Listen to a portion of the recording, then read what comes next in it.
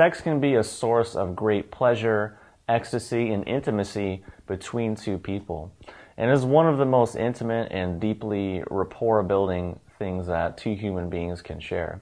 Yet for many people, sex can also be a great source of frustration, tension, anxiety, and a real lack of pleasure.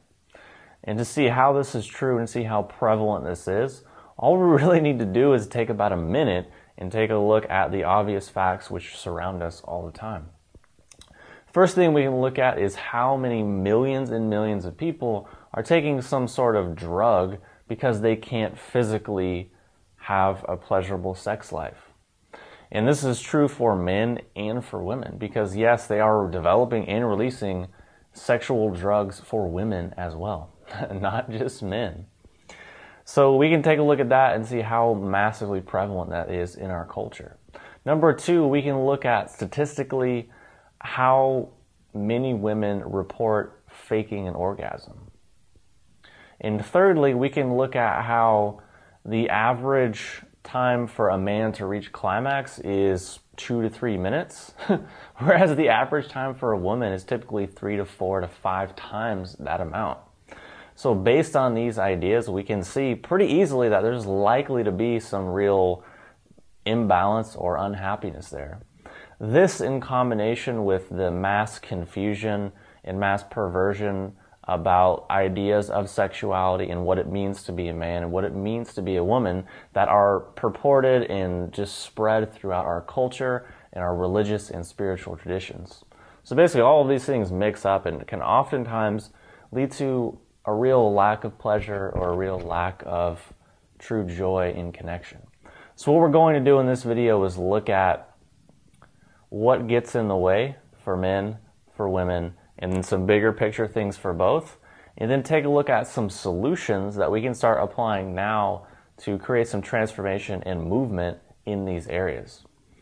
Now, I want to suggest that men listen to the section on women and women listen to the section on men so that as a collective coexistence, we can start to understand each other's perspective a little bit more and hopefully build more rapport and build a nice bridge and start to understand each other's worldviews a little bit better. And obviously this is a massive topic. This is a huge topic which is going to be covered in much more detail and depth in future videos. And what we're going to do in this video is build a solid foundation to something we can start working with right now. So first, let's look at some common issues and common reasons for things that really hold men back from actually having their full sexual power or capacity. Now, many people have legitimate physiological reasons for not being able to perform. But truth be told, I think the vast majority of these things have their roots in mental, emotional, and psychological issues. So the number one on that list being performance anxiety, or anxiety about being able to achieve an erection and being able to maintain it throughout the course or duration of the act. And maybe that's sometimes why men are in that 2 to 3 minute range, because they have this fear and anxiety about being able to get it up and then be able to keep it up throughout the course and duration of the activity. So that's probably number one on the list. Number two would be the obvious concern about not ejaculating too soon. Because again, if we look at the statistics, we look at averages, we can see that obviously men are quicker to rise, quicker to fall, and women are much more slow to rise and take much more time to reach arousal as compared to most men. So the third thing on our list would obviously be some issues about body image. Because there's all of these images that are purported in our society and spread and trying to, we should look like this, we should look like that. People are oftentimes very confused for what's acceptable or what it means to be a specific gender or race or whatever. And the fourth is that there's obviously the pressure to be a good lover. And this is sometimes, coming from society or coming from culture, coming from pornography, coming from all sorts of different avenues. and gives men this idea they have to be the best, they have to perform, they have to do all of these tasks and be great and be phenomenal, be all of these things. Which if you take that over here and combine it with the other anxieties and worries that we mentioned before, creates a real odd situation. So now that we have a solid understanding for some of the common issues that men face, let's shift gears and take a look at some of the common issues and reasons that women can feel less than ideal in this area. So the female equivalent to male performance anxiety could likely be labeled as this mass desire to please. So many women have this, where they feel like, oh, I have to please him, I have to do what's right for him, or I have to lie, or, not necessarily be honest, or not necessarily be expressive because, I want him to be happy. And out of this, it creates a real imbalance in the dynamic, whereas the woman is really subservient, really submissive to the man, which if the man himself is very confused and dealing with all this societal crap and all of this anxiety, then that is not really a paradigm that we should necessarily want to empower. So second on that list for women would be worry and anxiety about their body or self-image. So this is common for humans across whatever area. People oftentimes can feel insecure about parts of their body, sexually or otherwise. And this could be for a myriad of different reasons. But having this deep down, body image anxiety and tension can really hinder the flow of sexual energy or love or any sort of deep connection between two people. And the third thing that we can talk about is this whole fear of being seen as slutty or seen as dirty, which oftentimes women have this idea from society, from culture, from religions, from other women, from men, and it's just really confusing, really limiting, really constraining, and oftentimes can lead to a woman not really being expressive, not really being truthful and authentic with what she wants or what she needs or what she feels, either because she's really wanting to buy into this desire to please, or maybe don't want to be seen as slutty or dirty. And really those ideas are kind of absurd because we have this silly dual standard in our culture.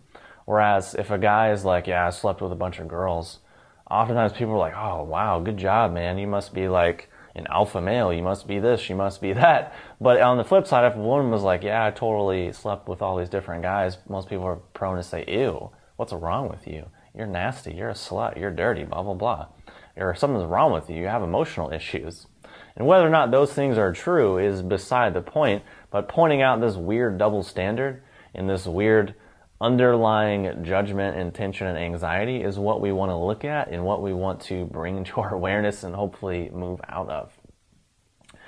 And fourth on the list is wounds of past abuse or traumatic experiences. And unfortunately, this is very common in our society and culture. If you look at statistics, if you talk to people, odds are you'll run into someone who's been through some sort of experience like that.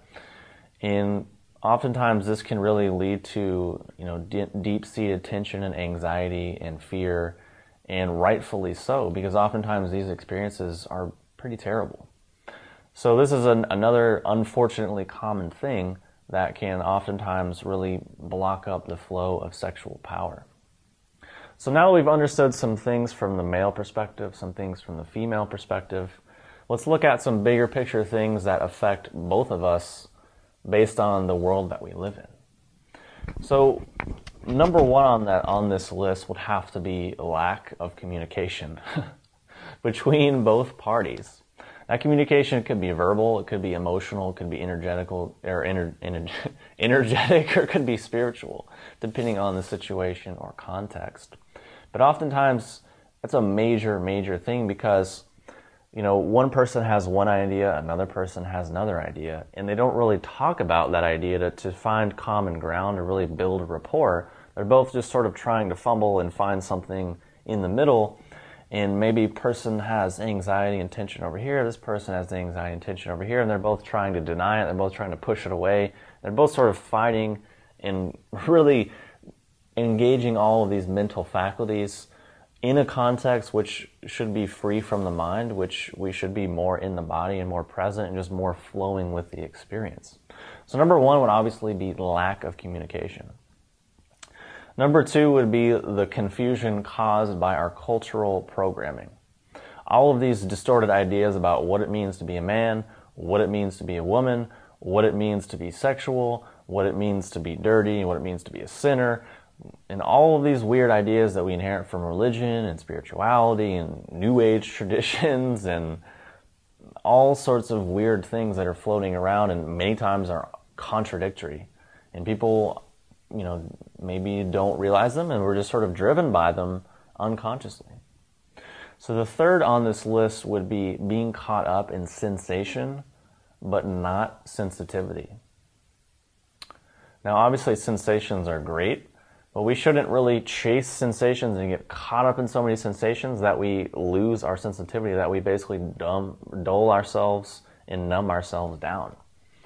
And oftentimes people get really, really, really into pornography, and maybe this can be a result, meaning they're craving sensation and craving sensation, but they don't really have any sensitivity to really feel it, so they need more sensation and more sensation. Also, this could manifest as trying to sleep with as many different partners as we possibly can, whereas we're craving the sensation and craving the sensation, but don't really develop any real sensitivity to the act or to the exchange of energy that's taking place. And obviously both are important, but we should realize that sensitivity is something that we can develop and something that we really need to be in tune, especially if we're going to develop awareness, especially if we're going to develop communication. So if we find ourselves in a situation where we can't communicate and we can't be open about these things, then maybe it's time to find a new situation. Or maybe it's time to turn our attention inward and realize that awareness is the first step. And this is going to be getting into our solution side of things. So awareness as the first step in understanding that it begins inside of ourselves. In understanding that communication, openness, and honesty are important with our partner, are important in our relationships, and they're extremely important within ourselves. Because if we don't have awareness, we don't have any communication or openness or honesty in our own self, how can we really expect that from other people? And how can we really expect ourselves to give that to other people? So third on that list, following awareness, following communication, openness, and honesty, would be beginning to reprogram and thus practice and embody more effective strategies and ways of looking at things. Now, obviously, it's going to take time. It's going to take energy. It's going to be a process. But it's something that we can really mesh and tie in with the awareness and with the open communication, because as a result, we'll start to see things, become aware of things, and then maybe find better solutions, maybe find better activities, better self-images, better worldviews, and things that are just generally more harmonious for ourselves. And remembering that it begins with us, it begins inside of us. Because we can easily fall into blaming society, blaming culture, blaming religion, blaming this person, blaming that experience, and really get trapped in and spend our whole entire lives there. And we can also make the choice to take responsibility for ourselves and our feelings and say, hey, maybe I can practice more awareness. Maybe I can find myself being more open and honest with myself. Maybe I can find myself learning to communicate more openly and effectively. So far we've looked at what gets in the way for men, what gets in the way for women, and what really shapes and distorts things on a greater scale. And finally, we looked at some simple solutions that we can start to apply right now to gain more movement, transformation, and hopefully pleasure and joy in this area.